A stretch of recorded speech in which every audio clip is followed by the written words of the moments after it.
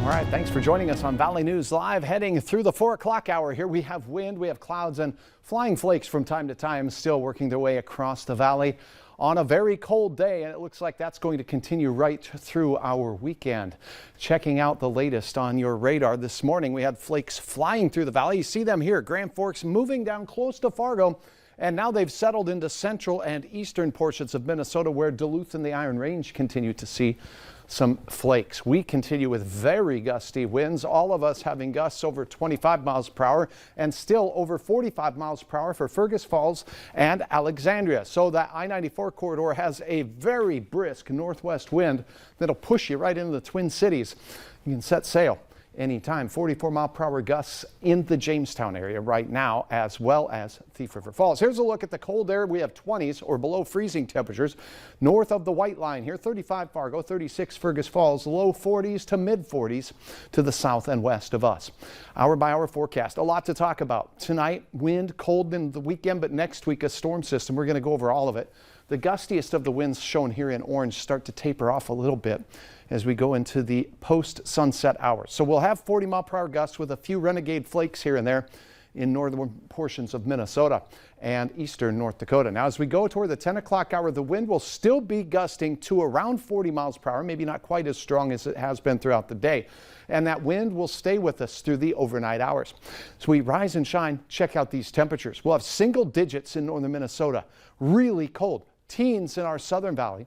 Wind chills will be below zero for many of our northern and eastern counties, so keep that in mind, because even in the morning, these blue arrows and green arrows indicate winds gusting between 15 and 35 miles per hour first thing in the morning. So an icy cold, wind chilly start. Bundle up.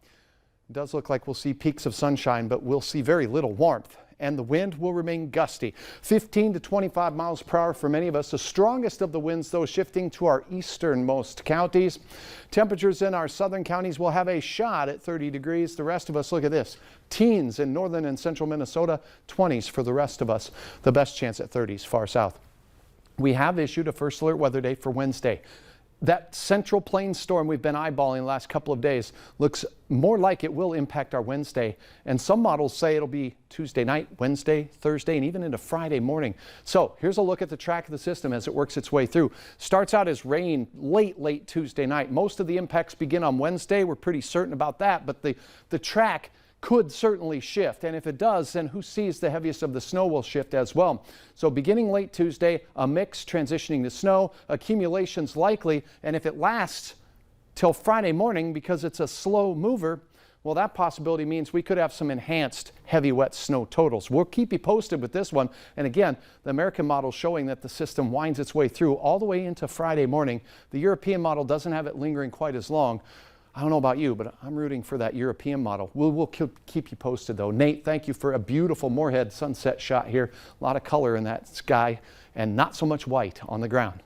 Temperatures, wow, cold on Saturday, peaking at 28 in Fargo, warming up a little bit in the afternoon after a very cold start on Sunday. Most of us near those single digits. 44 as we warm it back up on Monday. Tuesday, by late in the day, we'll have that mix of precipitation as that Colorado low moves out and moves over us. Wednesday certainly will have some impact for our viewing area. Thursday could as well. We'll keep you posted on that. Friday morning, snow exits. We stay on the cool side of things. Notice our average temperatures have highs in the low 40s, and we have a rough and tumble week of weather ahead, and we'll keep you posted.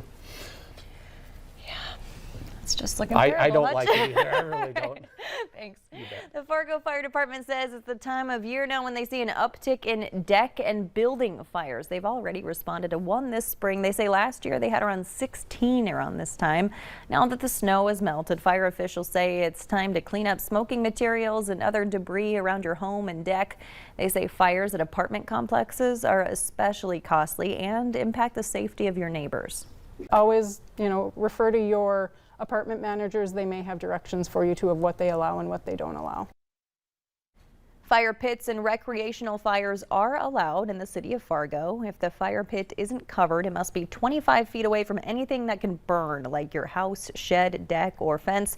They also say pay attention to the weather. Fires are especially risky on low humidity days with high winds.